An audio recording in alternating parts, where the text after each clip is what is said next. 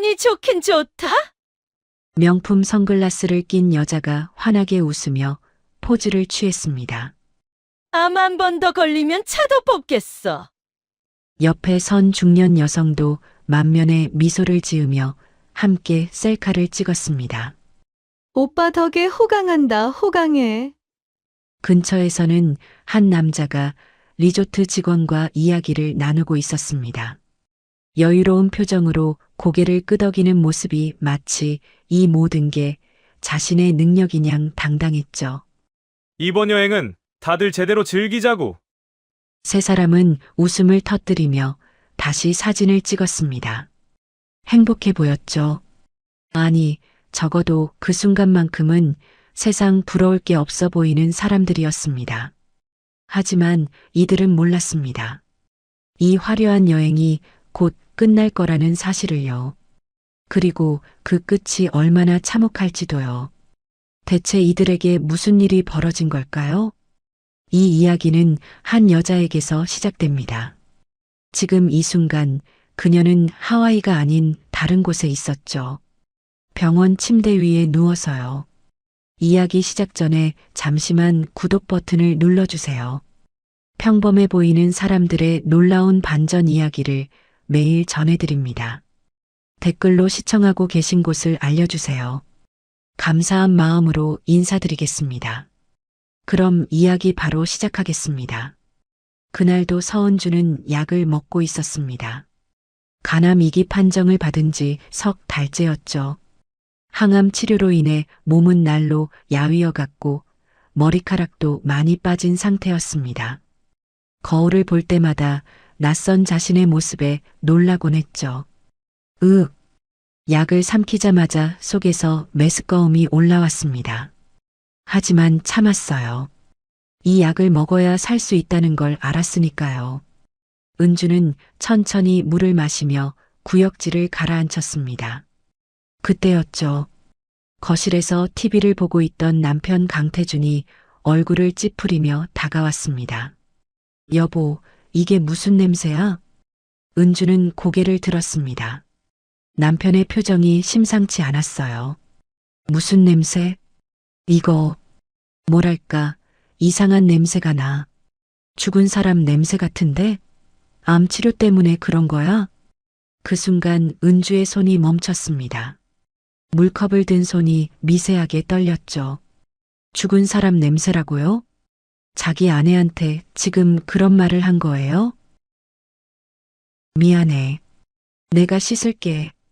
은주는 애써 평온한 목소리로 대답했습니다. 하지만 태주는 한술 더 떴죠. 아니, 씻는다고 되는 게 아니라 몸에서 나는 것 같은데. 어머니도 요새 그러시더라고. 은주가 지나가면 이상한 냄새가 난다고. 시어머니 윤말순까지요. 은주는 입술을 깨물었습니다. 알았어. 조심할게. 더 이상 말하지 않았어요. 태주는 그제야 만족한 듯 거실로 돌아갔습니다. 은주는 그 자리에 서서 한참을 멍하니 있었죠. 죽은 사람 냄새. 그게 지금 남편이 아픈 아내한테 할 말이었을까요? 걱정이나 위로는 없었습니다. 그저 불편하다는 표현뿐이었죠.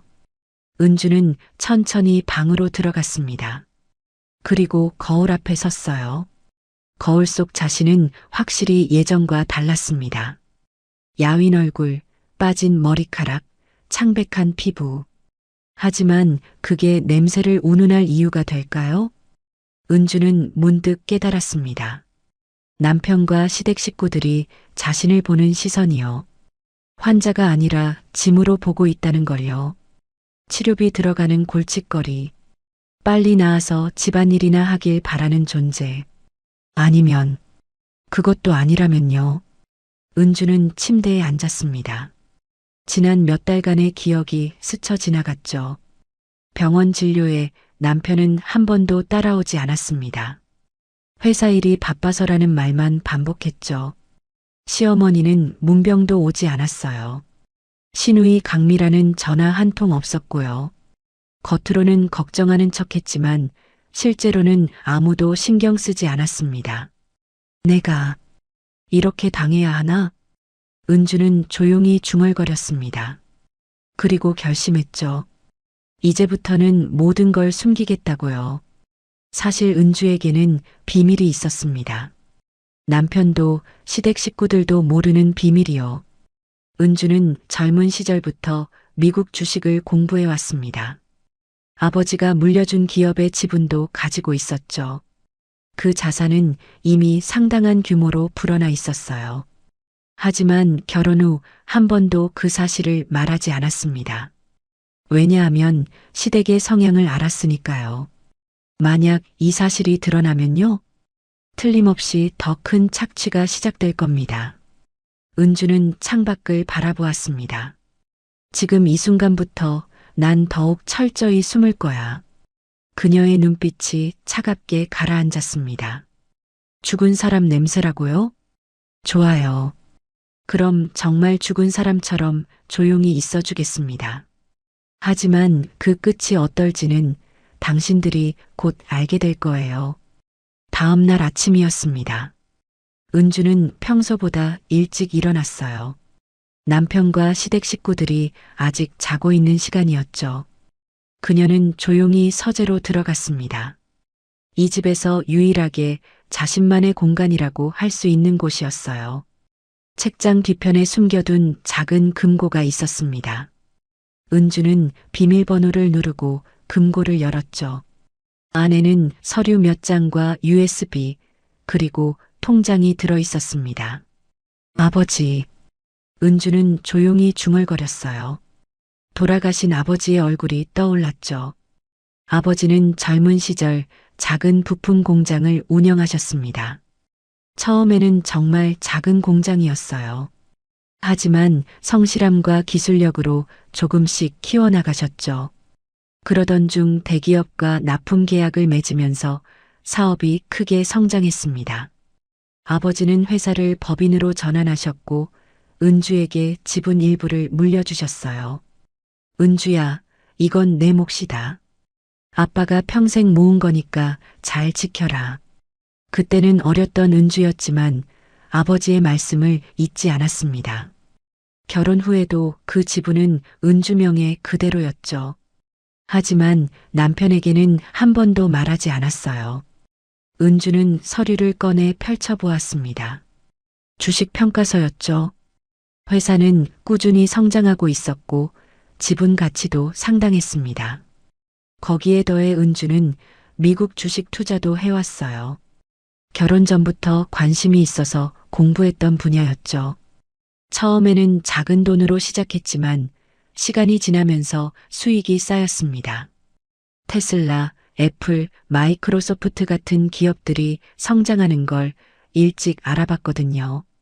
은주는 꾸준히 공부하며 투자했고 그 결과 자산은 눈덩이처럼 불어났습니다.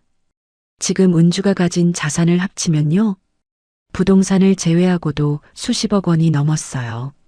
하지만 이 사실을 아는 사람은 아무도 없었습니다. 통장은 은주만 아는 인터넷 은행 계좌였고 주식 계좌도 마찬가지였죠. 결혼 후 은주는 전업주부로 지냈습니다. 겉으로 보기엔 남편 벌이에 의지하는 평범한 아내였어요. 시댁 식구들도 그렇게 알고 있었죠. 은주는 친정도 별로고 돈도 없어. 우리 아들한테 얹혀 사는 거지 뭐. 시어머니가 하던 말이었습니다. 은주는 그 말을 들으면서도 가만히 있었어요. 굳이 바로잡을 필요를 느끼지 못했거든요. 하지만 지금은 달랐습니다. 어제 남편이 한 말이 계속 맴돌았어요. 죽은 사람 냄새, 그리고 시댁 식구들의 차가운 시선. 은주는 깨달았습니다. 만약 지금 자신의 재산이 드러나면 어떻게 될까요? 틀림없이 태준과 시댁은 그 돈을 노릴 겁니다. 당연히 가족 돈이지. 같이 써야지. 이런 식으로 말하면서 빼앗으려 들 거예요. 아니, 어쩌면 더 노골적일 수도 있었죠. 은주가 암으로 죽기를 기다리는 거예요. 그러면 재산이 자동으로 배우자인 태준에게 넘어갈 테니까요. 절대 안 돼. 은주는 서류를 다시 금고에 넣었습니다. 그리고 잠금 장치를 확실히 채웠죠. 이제부터 더욱 조심해야 했어요. 병원 치료도 건강보험 범위 내에서만 받는 척해야 했습니다. 돈이 없어 보여야 했거든요. 실제로는 최고급 치료를 받을 수 있었지만 그럴 수 없었죠.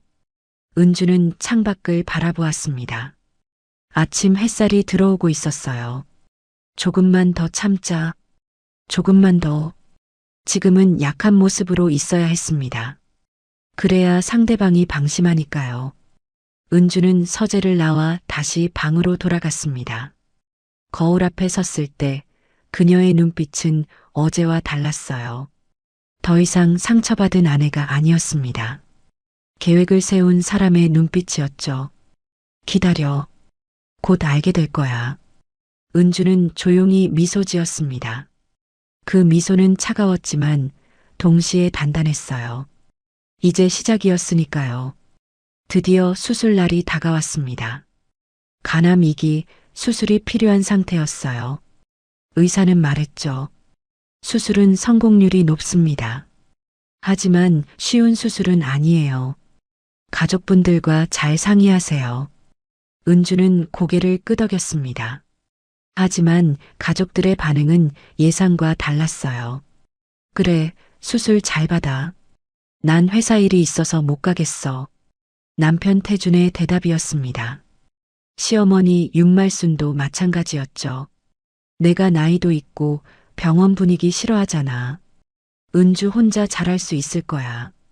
시누이 강미라는 아예 연락도 없었습니다. 결국 은주는 혼자 수술실에 들어가게 됐어요. 수술 당일 아침이었습니다.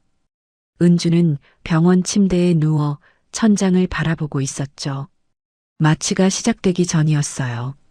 간호사가 다가와 물었습니다. 보호자분은 안 계세요?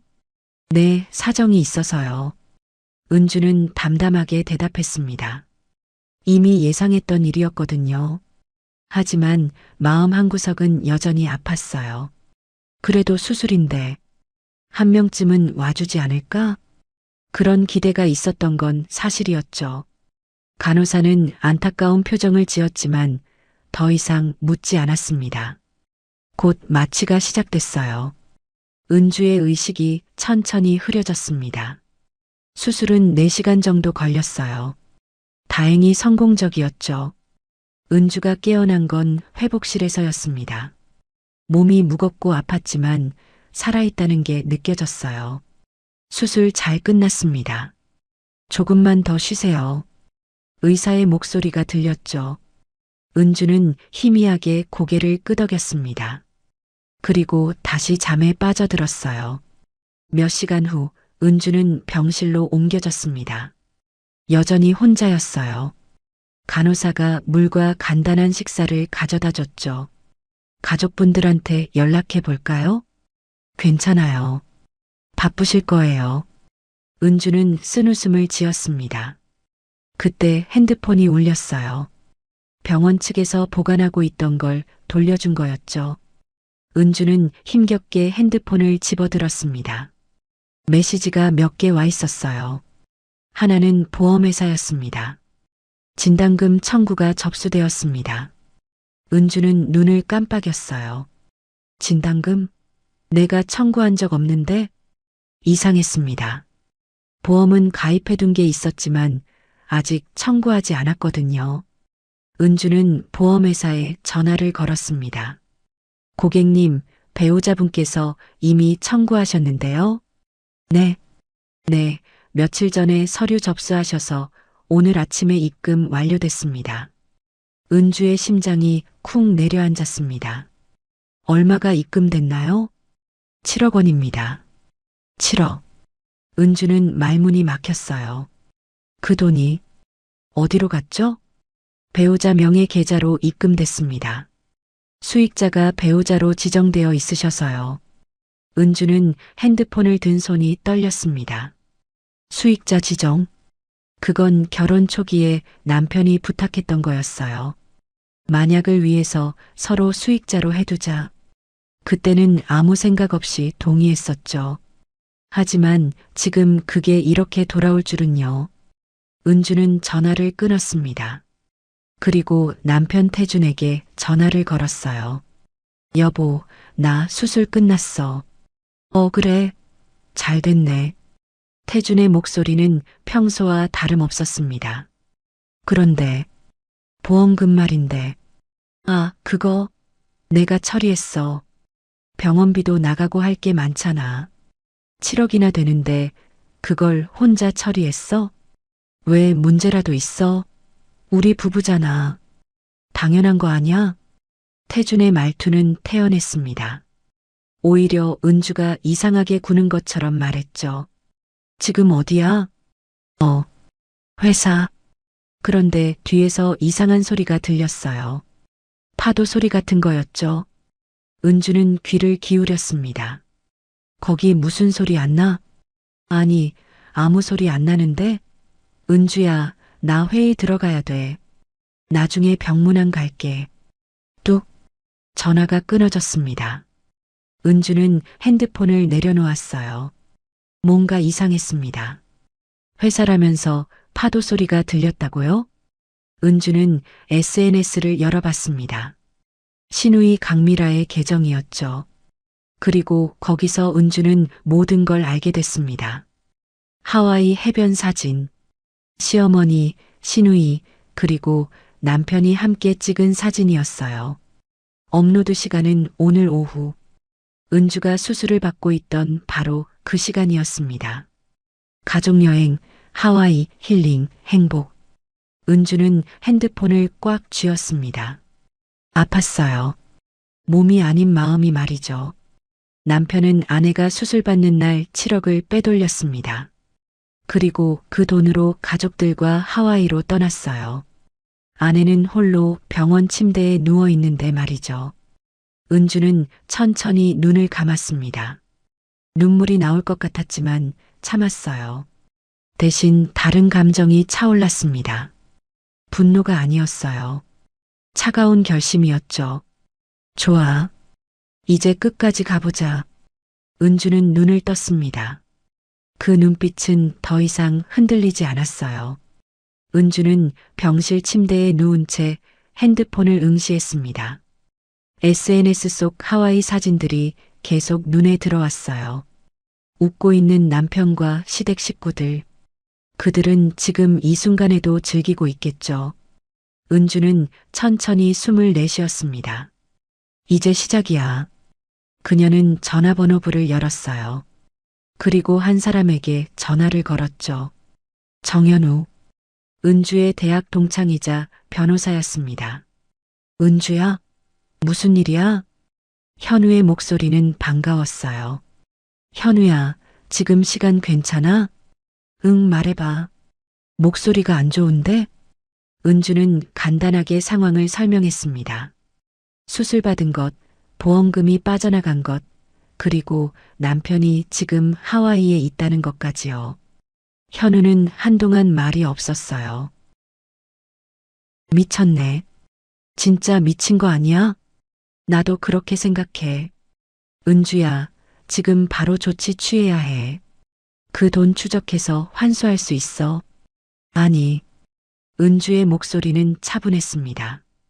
돈은 나중 문제야. 지금은 다른 게 먼저야. 뭔데? 카드 정지시켜줘. 태준이 쓰는 카드 전부. 현우는 잠시 침묵했어요. 그리고 물었죠. 법인카드? 응. 그리고 가족카드도. 사실 은주에게는 또 다른 비밀이 있었습니다. 결혼 전부터 알고 지내던 지인이 운영하는 회사가 있었어요. 그 회사의 자문 역할을 명목상 맡고 있었죠. 실제로는 투자자 겸 지분 보유자였지만요. 태준이 사용하는 법인카드가 바로 그 회사 명이었습니다. 은주가 만들어준 거였어요. 회사 일도 하는데 카드 있으면 편하잖아. 그렇게 말하며 태준에게 카드를 쥐어줬었죠. 태준은 좋아했습니다. 법인카드라는 게 한도도 높고 편했으니까요. 시댁 식구들한테도 가족카드를 만들어줬어요. 물론 모두 은주 명의의 계좌에 연결된 것들이었죠. 하지만 태준과 시댁은 그걸 몰랐습니다. 그저 태준이 능력이 있어서 회사 카드를 쓴다고만 생각했어요. 정지 요청서 내면 돼? 응. 내일 아침에 처리해줘. 그리고 연결된 계좌도 전부 동결. 알았어. 근데 은주야, 너 괜찮아? 현우의 목소리에 걱정이 묻어났어요. 응, 괜찮아. 고마워, 현우야. 전화를 끊고 은주는 다시 누웠습니다. 몸은 여전히 아팠지만 마음은 이상하게 편했어요. 다음 날 아침이었습니다. 현우는 약속대로 모든 조치를 취했죠. 태준 명의로 된 법인카드, 시어머니와 시누이가 쓰던 가족카드, 모두 정지됐습니다. 연결된 계좌도 동결됐어요. 그리고 그 시각 하와이에서는요. 태준 일행이 고급 레스토랑에 앉아 있었습니다. 여기 진짜 유명한 데래. 스테이크가 정말 맛있다던데. 시어머니 윤말순이 메뉴판을 들여다보며 말했어요. 어머니, 마음껏 주문하세요. 오늘은 제가 쏘는 거예요. 태준은 여유롭게 웃었습니다. 7억이라는 돈이 통장에 들어와 있었으니까요. 오빠 최고. 나도 랍스터 먹을래. 시누이 강미라도 신이 났죠. 음식이 나오고 세 사람은 맛있게 먹기 시작했습니다. 분위기는 화기애애했어요. 식사가 끝나고 계산할 시간이 됐죠. 태준은 자신 있게 카드를 꺼냈습니다. 카드로 할게요. 직원이 카드를 받아들고 갔어요. 잠시 후 다시 돌아왔죠. 죄송합니다만 카드가 승인이 안 되네요. 네, 그럴 리가요. 다시 해보세요. 태준은 당황했지만 태연한 척했습니다. 직원이 다시 시도했어요. 하지만 결과는 같았죠. 역시 안 됩니다. 다른 카드 있으신가요? 태준은 지갑을 뒤적였습니다. 그리고 다른 카드를 꺼냈어요. 이걸로 해보세요. 하지만 그 카드도 거절당했습니다. 태준의 얼굴이 굳어졌어요. 이상하네. 한도 문제는 아닐 텐데. 시어머니가 불안한 표정으로 물었습니다. 태준아, 뭐가 문제야? 잠깐만요, 어머니. 확인해 볼게요. 태준은 카드사에 전화를 걸었죠. 고객님, 해당 카드는 현재 정지 상태입니다. 정지요? 왜요? 카드 소유주 요청으로 정지됐습니다. 소유주? 그게 저잖아요. 아닙니다. 카드 명의는 고객님이시지만 계좌 소유주는 따로 계십니다. 태준은 식은땀이 흘렀어요. 누구요? 서은주 씨입니다. 그 순간 태준의 머릿속이 하얘졌습니다. 은주라고요? 태준아, 왜 그래? 카드 왜 안 돼? 시어머니의 목소리가 날카로워졌어요. 태준은 다른 카드들도 확인해 봤습니다. 결과는 똑같았죠. 전부 정지 상태였어요. 이게 무슨 일이야? 태준은 중얼거렸습니다. 레스토랑 분위기가 싸늘해졌어요. 직원들의 시선이 따가웠죠. 손님, 결제 어떻게 하시겠습니까? 잠깐만요. 지금 확인 중이니까. 태준은 다급하게 은주에게 전화를 걸었습니다. 하지만 은주는 받지 않았어요. 한 번, 두 번, 세 번. 계속 부재 중이었죠. 야, 빨리 해결 못해? 창피하게. 시누이 강미라가 짜증을 냈습니다. 결국 태준은 현금으로 계산해야 했어요. 가지고 있던 돈을 전부 털어서요. 레스토랑을 나오는 세 사람의 얼굴은 어두웠습니다. 도대체 무슨 일이야, 태준아? 모르겠어요, 어머니. 은주가 뭔가 한 것 같은데. 은주가? 그 애가 뭘 할 수 있다고. 하지만 태준은 불안했습니다. 뭔가 크게 잘못된 느낌이 들었거든요. 다음 날 아침이었습니다. 태준 일행은 호텔 로비에 모여 있었어요. 분위기는 어제와 완전히 달랐죠. 오빠, 어제 그게 진짜 뭐였어? 카드가 왜 다 안 된 거야? 신우이 강미라가 따지듯 물었습니다. 태주는 피곤한 얼굴로 대답했어요. 모르겠어.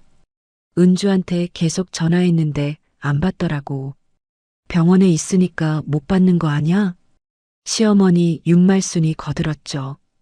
그래도 이상해요. 카드가 전부 정지될 이유가 없는데. 태주는 불안했습니다. 어젯밤 내내 은주에게 전화를 걸었지만 연결되지 않았거든요. 일단 오늘 일정이나 소화하자. 카드 문제는 나중에 해결하고. 태주는 애써 태어난 척했어요. 하지만 마음 한구석은 계속 불편했죠. 일행은 렌터카를 빌려 관광을 나섰습니다. 아름다운 해변과 야자수가 늘어선 도로를 달렸어요. 겉으로는 여행을 즐기는 것처럼 보였지만 분위기는 어색했죠. 점심시간이 됐습니다. 한 카페에 들어갔어요. 커피 3잔이랑 샌드위치 주세요. 태준이 주문했습니다. 계산대에서 카드를 내밀었죠. 하지만 역시나였어요. 죄송합니다. 카드가 승인이 안 됩니다. 다른 걸로 해볼게요. 태주는 다른 카드를 꺼냈습니다. 그것도 거절당했죠. 결국 현금으로 계산했어요. 지갑 속 현금이 점점 줄어들고 있었습니다. 태준아, 현금 얼마나 가져왔어? 시어머니가 불안한 표정으로 물었어요. 조금 있어요. 걱정 마세요. 하지만 태준도 걱정이었습니다. 가져온 현금은 많지 않았거든요. 카드를 쓸 생각이었으니까요. 저녁이 됐습니다. 호텔로 돌아온 일행은 체크아웃 날짜를 확인했어요. 내일이었죠. 내일 체크아웃하고 다른 호텔로 옮기는 거지? 신우이가 물었습니다. 응, 그런데. 태주는 예약 확인 메일을 열어봤어요. 그리고 얼굴이 창백해졌죠. 예약이 취소됐어. 뭐? 다음 호텔 예약이 취소됐다고. 카드 결제가 안 돼서래. 시어머니가 벌떡 일어났습니다. 그럼 우리 내일 어디서 자는데? 지금 다시 예약해 볼게요. 태주는 서둘러 다른 호텔을 검색했어요. 하지만 문제가 있었죠. 예약하려면 카드 결제가 필요했습니다. 그런데 모든 카드가 막혀 있었어요. 현금으로는 안 되나? 여기는 카드 결제만 받는데요. 태주는 식은땀을 흘렸습니다. 이건 생각보다 심각한 상황이었어요. 다음 날 아침이었습니다. 체크아웃 시간이 됐죠. 일행은 짐을 들고 로비로 내려왔어요. 다른 호텔 예약했어? 아직 못했어요. 뭐? 그럼 우리 어디 가? 신우이의 목소리가 높아졌습니다. 결국 3사람은 짐을 끌고 거리로 나왔어요. 하와이의 햇살은 여전히 밝았지만 그들의 표정은 어두웠죠. 일단 카페에서 앉아서 생각하자. 태준이 말했습니다. 하지만 카페에 오래 앉아 있을 수도 없었어요. 주문도 해야 하고 돈은 계속 나가니까요. 저녁이 됐습니다. 일행은 여전히 갈 곳이 없었어요. 해변 벤치에 앉아 있었죠. 태준아, 이거 대체 뭐야? 우리 노숙자 되는 거야?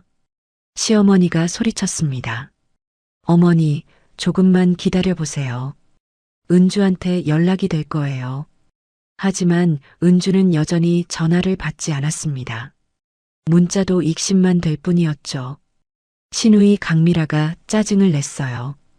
오빠 때문에 이렇게 된 거잖아. 카드 관리도 제대로 못하고. 내가 뭘 어떻게 해. 카드가 갑자기 막힌 건데. 그러니까 은주한테 잘하지 그랬어. 3사람은 서로를 비난하기 시작했습니다. 여행 초반의 화기애애한 분위기는 온데간데 없었죠. 밤이 깊어졌습니다. 일행은 결국 해변 공원 벤치에서 밤을 보내야 했어요. 지나가는 사람들이 힐끔힐끔 쳐다봤죠. 명품 가방을 든 채 벤치에서 자는 모습이 우스웠을 겁니다. 시어머니는 중얼거렸어요. 우리가 왜 이러고 있는 거야? 아무도 대답하지 않았습니다. 다들 알고 있었으니까요. 이 모든 게 잘못됐다는 걸요. 태주는 하늘을 바라봤습니다. 별이 총총했어요. 아름다운 하와이 밤하늘이었지만 그에게는 보이지 않았죠. 머릿속에는 한 가지 생각뿐이었습니다. 은주가 일부러 이러는 건가? 하지만 인정하고 싶지 않았어요. 약하고 순한 아내가 이런 일을 할 리 없다고 생각했죠. 그런데 이상했습니다. 카드가 전부 막힌 것도 이상했고 연락이 안 되는 것도 이상했어요. 그리고 무엇보다요. 카드 소유주가 은주라는 사실이 제일 이상했습니다. 내가 은주를 너무 몰랐던 건가? 태주는 그제야 깨닫기 시작했어요. 자신이 아내에 대해 아무것도 모르고 있었다는 걸요. 그때 핸드폰에 문자가 왔습니다. 은주였어요. 태주는 황급히 문자를 열어봤죠. 잘 지내고 있어요? 저는 퇴원 준비 중이에요. 하와이 날씨 좋죠? 그게 전부였습니다. 하지만 그 짧은 문자가 태준에게는 소름 끼쳤어요. 은주가 모든 걸 알고 있다는 뜻이었으니까요. 그리고 일부러 이러고 있다는 거였죠. 태주는 떨리는 손으로 답장을 쳤습니다. 은주야, 장난 그만해. 카드 좀 풀어줘. 하지만 답장은 오지 않았습니다. 읽음 표시만 떴을 뿐이었죠. 태주는 핸드폰을 꽉 쥐었어요. 이제야 알았습니다. 자신들이 완전히 당했다는 걸요. 사흘째 아침이었습니다. 태준 일행은 여전히 해변 공원에 있었어요. 벤치에서 잠을 청했지만 제대로 잘 수 없었죠. 몸도 마음도 지쳐 있었습니다. 이제 그만 한국 돌아가자. 더는 못 버티겠어. 시어머니 윤말순이 지친 목소리로 말했어요. 귀국 항공권은 있어? 신우이 강미라가 물었습니다. 있어. 다행히 왕복으로 끊어놨으니까. 태준이 대답했죠. 적어도 돌아갈 수는 있었어요. 그럼 오늘 당장 공항 가자. 여기서 하루라도 더 있으면 미칠 것 같아. 세 사람은 짐을 챙겨 공항으로 향했습니다. 하지만 그 전에 들러야 할 곳이 있었어요. 화장실이었죠.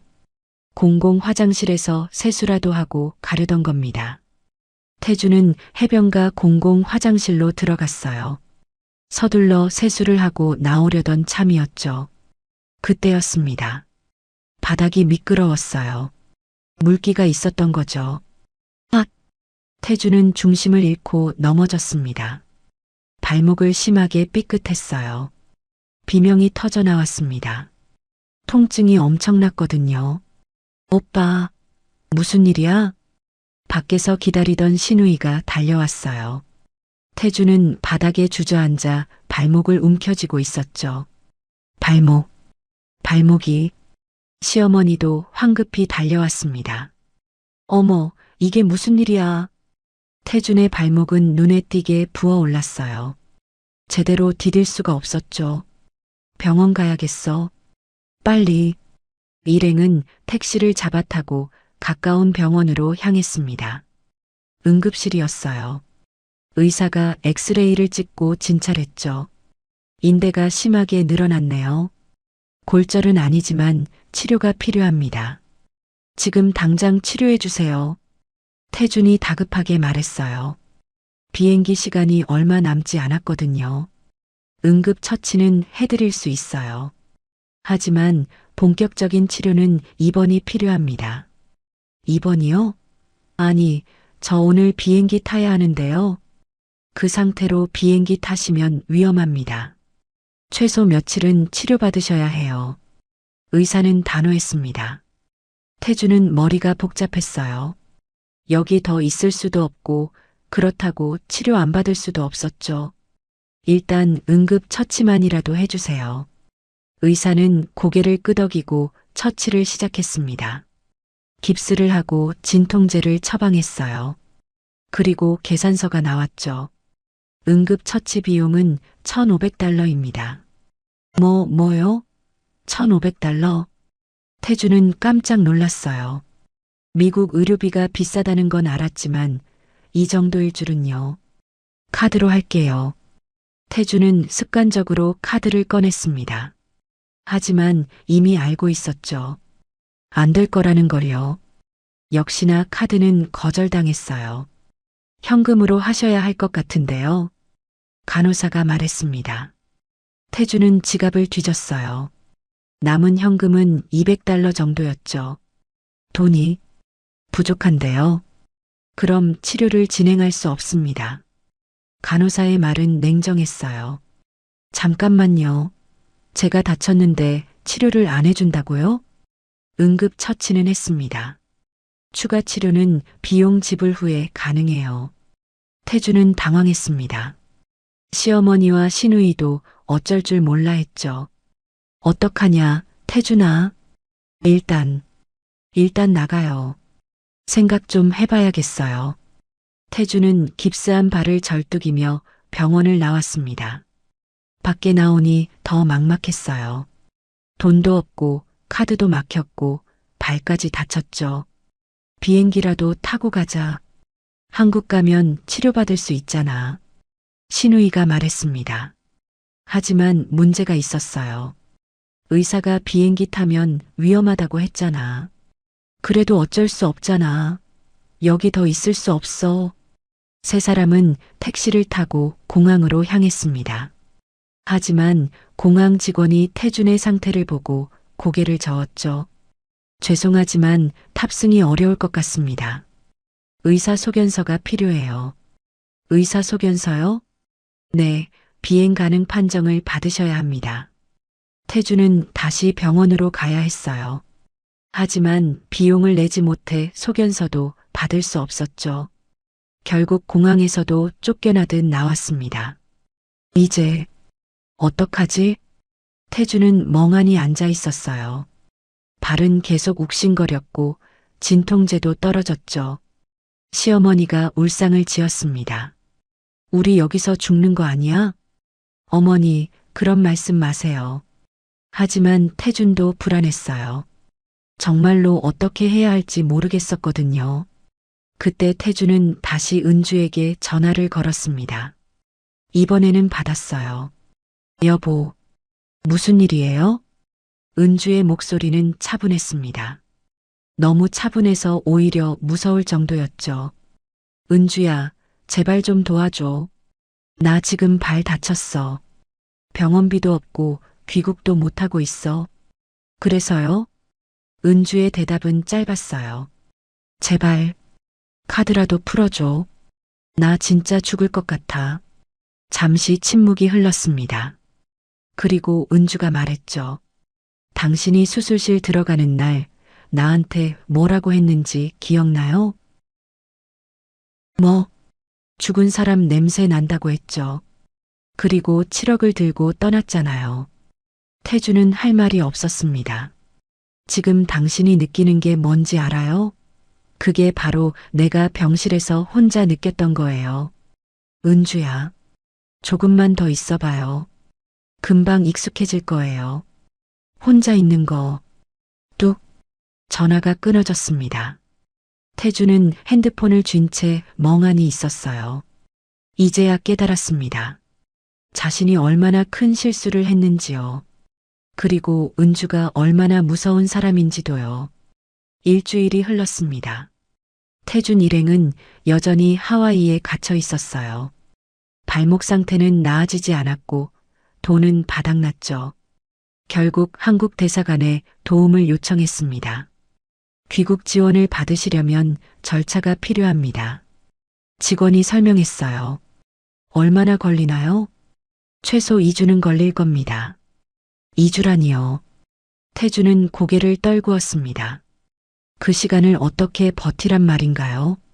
세 사람은 저렴한 게스트하우스를 찾았어요. 그나마 현금으로 결제 가능한 곳이었죠. 하룻밤에 30달러. 한국 돈으로 4만 원 정도였습니다. 방은 좁고 지저분했어요. 침대 하나에 세 사람이 자야 했죠. 이게 뭐야? 우리가 왜 이러고 있어야 해? 시누이 강미라가 울먹였습니다. 닥쳐. 내가 쓸데없이 쇼핑하자고 해서 이렇게 된 거잖아. 시어머니 윤말순이 소리를 질렀어요. 제가요? 어머니도 얼마나 펑펑 쓰셨는데요. 뭐, 이것이 어른한테 하는 말투야?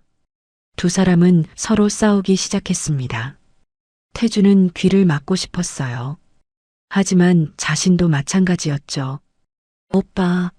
오빠가 카드 관리를 제대로 했어야지. 나보고 어쩌라고. 은주가 막은 건데. 그러니까 평소에 잘하지 그랬어요. 결국 세 사람은 서로를 탓하며 밤을 지새웠습니다. 며칠이 더 지났어요. 대사관에서 연락이 왔습니다. 귀국 항공권이 준비됐습니다. 내일 출발하실 수 있어요. 드디어였죠. 하지만 기쁘지 않았습니다. 한국에 돌아가면 뭐가 기다리고 있을까요? 태주는 알고 있었어요. 은주가 가만히 있지 않을 거라는 걸요. 다음 날이었습니다. 세 사람은 공항으로 향했죠. 초라한 모습이었어요. 여행 갈 때와는 완전히 달랐습니다. 비행기에 올랐어요. 긴 비행 시간 동안 아무도 말이 없었죠.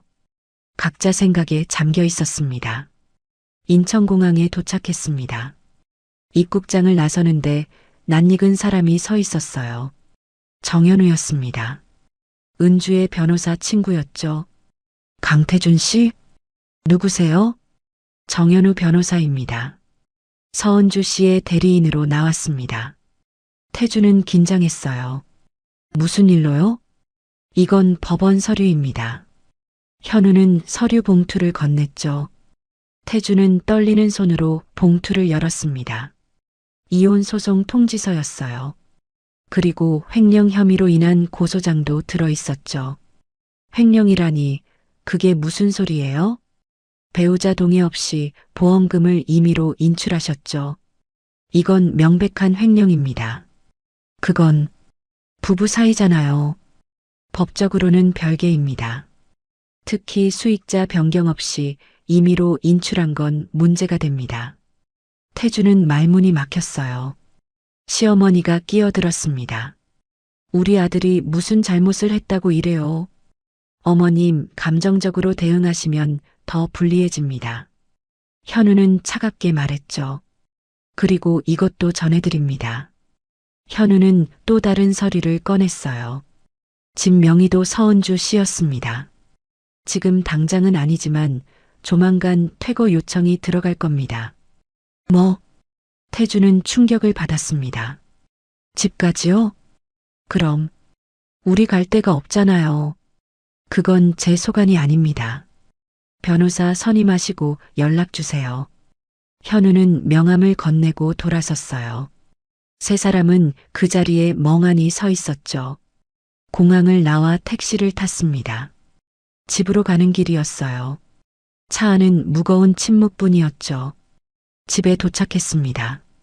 문을 열고 들어가는데 이상했어요. 집이 너무 조용했거든요. 은주야? 태준이 불렀지만 대답이 없었습니다. 방으로 들어가 봤어요. 은주의 짐이 모두 사라져 있었죠. 옷장도 텅 비어 있었습니다. 이사 간 거야? 태주는 믿기지 않았어요. 거실 테이블 위에 편지 한 장이 놓여 있었습니다. 태주는 편지를 집어들었죠. 당신들이 하와이 갈 때 난 혼자 수술실에 있었어요. 무섭고 외로웠죠. 하지만 살아남았어요. 이제 내 인생을 살 거예요. 연락하지 마세요. 그게 전부였습니다. 태주는 편지를 떨어뜨렸어요. 무릎이 꺾였죠. 시어머니가 소리쳤습니다. 이게 다 내 잘못이야. 내가 은주한테 잘했어야지. 저도 오빠 편만 들지 말고 은주한테 잘할걸. 신우이도 거들었죠. 그럼 당신들은 잘했어요? 죽은 사람 냄새 난다고 한 거 누구예요? 태준도 소리를 질렀습니다. 세 사람은 또다시 싸웠어요. 하지만 이번엔 달랐죠. 돌이킬 수 없다는 걸 알았으니까요. 며칠 후였습니다. 태주는 변호사를 만났어요. 승산이 있나요? 솔직히 말씀드리면 어렵습니다. 증거가 너무 명확해요. 그럼 어떻게 되는 건데요? 이혼은 확정될 겁니다. 횡령건은 합의를 보는 게 나을 것 같고요. 합의라니 돈이 어디 있어요? 태주는 절규했습니다. 하와이에서 쓴 돈도 갚아야 하고 변호사 비용도 있었죠. 그리고 무엇보다요. 집에서 쫓겨나면 살 곳도 없었습니다. 태주는 완전히 무너졌어요. 모든 게 자신의 잘못이라는 걸 알았지만 이미 늦었죠. 은주는 돌아오지 않았고 태주는 모든 걸 잃었습니다. 가족도, 돈도, 집도, 그리고 미래도요. 하와이에서의 화려했던 시간이 떠올랐습니다. 그게 불과 한 달 전 일이었어요. 하지만 지금은요. 그 모든 게 악몽처럼 느껴졌죠. 태주는 창밖을 바라보았습니다. 내가 정말 바보였구나. 후회했지만 소용없었어요. 이미 모든 게 끝나버렸으니까요. 그로부터 6개월이 흘렀습니다. 서은주는 고층 빌딩 회의실에 앉아 있었어요. 창밖으로 서울 시내가 한눈에 내려다 보였죠. 회의 테이블 주위로 임원들이 모여 있었습니다. 이번 분기 실적이 목표치를 초과 달성했습니다. 실무진이 보고했어요. 은주는 자료를 꼼꼼히 살펴보았습니다. 해외 시장 진출은 어떻게 되고 있나요? 순조롭게 진행 중입니다. 은주 이사님께서 제안하신 전략이 효과를 보고 있습니다. 은주 이사, 그게 지금 은주의 직함이었어요. 아버지가 물려준 기업의 지분을 바탕으로 경영에 참여하게 된 거였죠. 처음엔 자문 역할이었습니다. 하지만 은주는 성실히 공부했어요. 밤낮으로 경영학 서적을 읽고 선배 임원들에게 배웠죠. 그리고 자신만의 통찰력을 더했습니다. 미국 주식 투자로 쌓은 시장 분석 능력이 큰 도움이 됐어요. 회의가 끝났습니다. 은주는 자리에서 일어나 창가로 걸어갔죠. 햇살이 따스하게 들어왔어요. 이사님, 점심 어떻게 하실까요? 비서가 물었습니다. 오늘은 혼자 먹을게요. 생각할 게 좀 있어서요. 은주는 미소 지었어요. 비서가 나가고 은주는 혼자 남았습니다. 핸드폰을 꺼내 사진첩을 열었죠. 수술 후 찍은 사진이 있었어요. 창백하고 야윈 얼굴이었지만 살아있었습니다. 그때 참 힘들었지. 은주는 조용히 중얼거렸어요. 죽을 것 같았던 순간들이 떠올랐죠.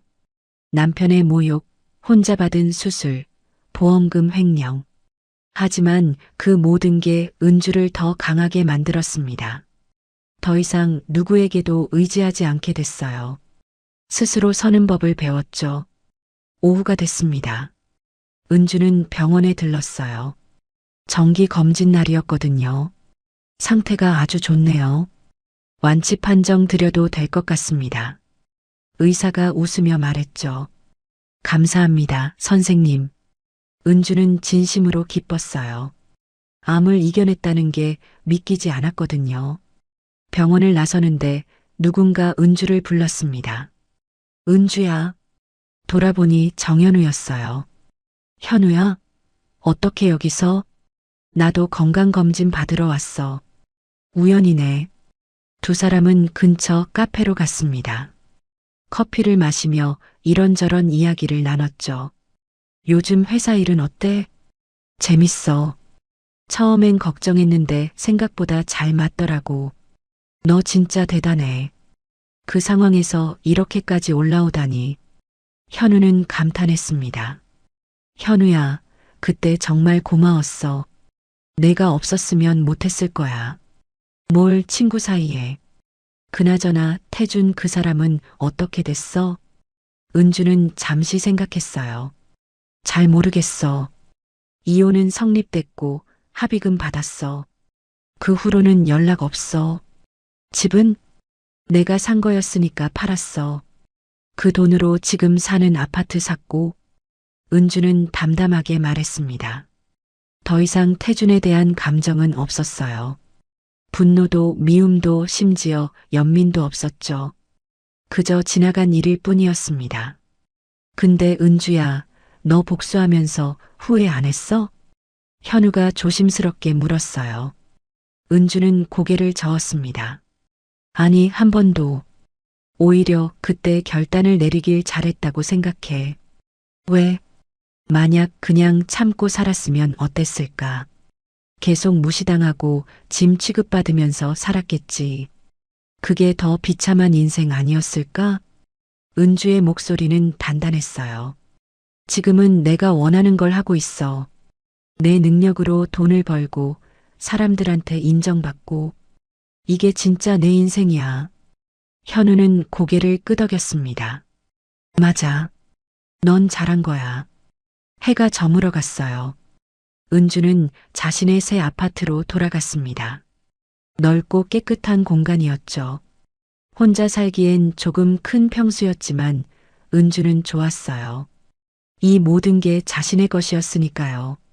발코니에 서서 야경을 바라봤습니다. 도시의 불빛이 반짝였어요. 은주는 문득 과거를 떠올렸습니다. 시댁에서 무시당하던 자신, 죽은 사람 냄새 난다는 말을 들었던 자신. 그때는 정말 작고 약한 존재였죠. 하지만 지금은 달랐습니다. 더 이상 누군가의 그늘에 숨지 않았어요. 당당히 햇빛 아래 서 있었죠. 고마워, 그때의 나. 은주는 조용히 말했습니다. 그때 포기하지 않았기에 지금이 있는 거였으니까요. 핸드폰이 울렸어요. 회사 후배였습니다. 이사님, 내일 회의 자료 확인 부탁드려요. 알았어요. 지금 볼게요. 은주는 노트북을 열었습니다. 일하는 게 즐거웠어요. 누군가를 위해서가 아니라 자신을 위해 일하는 거였죠. 밤이 깊어갔습니다. 은주는 침대에 누웠어요. 천장을 보며 생각했죠. 내일은 또 어떤 일이 있을까?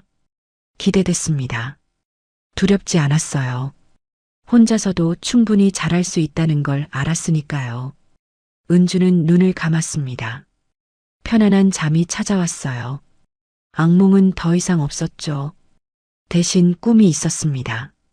더 넓은 세상, 더 큰 가능성, 더 빛나는 내일. 서은주는 더 이상 숨는 사람이 아니었습니다. 자기 힘으로 판을 바꾼 사람이었죠. 그리고 이제 그녀는 자신의 이야기를 직접 써내려가고 있었습니다. 아무도 대신 써줄 수 없는 오직 자신만의 이야기를요. 새벽이 밝아왔습니다.